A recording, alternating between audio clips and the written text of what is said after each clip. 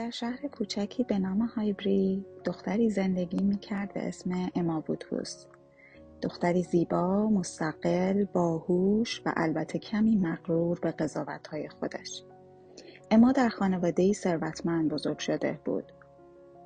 پدرش مردی مهربان اما به شدت نگران به آینده، کسی که حتی از یک نسیم سرد هم می‌ترسید. برای همین اما در خانه‌ای پر آرامش و رفاه بزرگ شد و شاید همین هم باعث شده بود به تصمیم‌ها و ذهن خودش بیش از حد اعتماد داشته باشد. اما نکته مهم این بود: اما خودش رو خیلی بهتر از چیزی که واقعاً بود میشناخت. او باور داشت کاملاً میفهمد چه کسی به چه کسی میخورد، چه کسی مناسب ازدواج و چه کسی نه. همین اعتماد به نفس اضافه سرآغاز داستان ماست. بعد از اینکه معلم محبوبش خانم تیلر با مردی محترم ازدواج کرد و خانه را ترک کرد، اما با خودش فکر کرد این ازدواج نتیجه تلاش من بود. من باعث شدم این دو نفر با هم آشنا بشن. پس یعنی من خیلی خوب میتونم عشق درست کنم. و از همینجا اما تصمیم گرفت کار تازه‌ای برای خودش پیدا کند. پادرمیانی در عشق دیگران. تا اینکه با دختری خجالتی و ساده به اسم هریت اسمیت آشنا شد. خیلی زود دل هریت به یک پسر ساده و مهربان روستا گرم شد. رابرت مارتین، مردی زحمتکش، مؤدب، از طبقه متوسط. اما اما اصلا خوشش نیامد. با خودش گفت نه، هریت لایق بهتر از این هاست. باید براش یک خواستگار درست و حسابی پیدا کنم.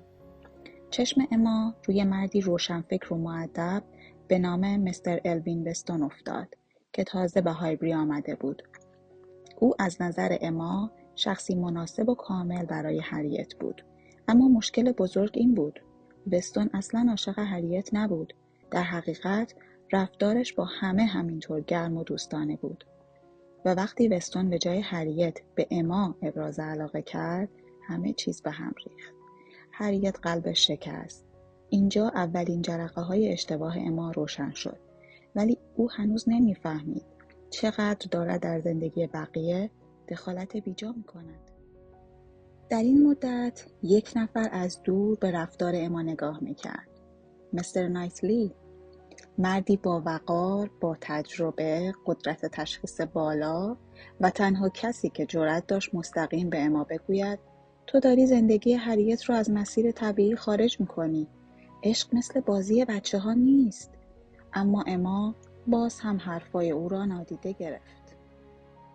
همه چیز زمانی پیچیده شد که دو شخصیت جذاب و پر رمز و راز، فرانک چرچیل و جین فرفکس، به هایبری آمدند. فرانک چرچیل مردی خوش صحبت، شوخ طبع و مرموز بود. کسی که حضورش همه را تحت تاثیر قرار میداد. او زمانی که پا به صحنه گذاشت به قدری توجه اما را جلب کرد که حتی نایتلی هم کمی حس خطر کرد. همزمان دختری آرام و باوقار به نام جین فرفکس وارد زندگی مردم شهر شد. جین برخلاف اما آرام، کم حرف، با استعداد و بسیار متواضع بود. در ظاهر اما او را تحسین می‌کرد، اما در دلش حس رقابتی عجیب با او داشت. حسی که خودش هم نمی‌فهمید چرا. و کم کم حضور فرانک و جین باعث شد رشته‌های عاشقانه و روابط مردم هایبری پیچیده‌تر شود. چرا که فرانک علاقه واقعی خود را به جین نشان می‌داد. اما در نگاه اول اما گمان می‌کرد حسی در عشق دارد. کم کم اما درگیر بازی‌های احساسی فرانک چرچیل شد. مردی که گاهی به او نزدیک می‌شد و گاهی سرد و عجیب فاصله می‌گرفت. اما فکر می‌کرد این رابطه شاید به عشق برسد. غافل از این که فرانک سالهاست پنهانی عاشق جین فرفکس است و تنها برای پنهان کردن این راز با اما بازی می‌کند. وقتی حقیقت رابطه مخفی فرانک و جین آشکار شد، اما احساس کرد هم تحقیر شده و هم فریب خورده. در همین زمان هریت یک بار دیگر عاشق شد و این بار گمان کرد مستر نایتلی به او علاقه دارد. اینجا اما برای اولین بار در وجودش چیزی شکست.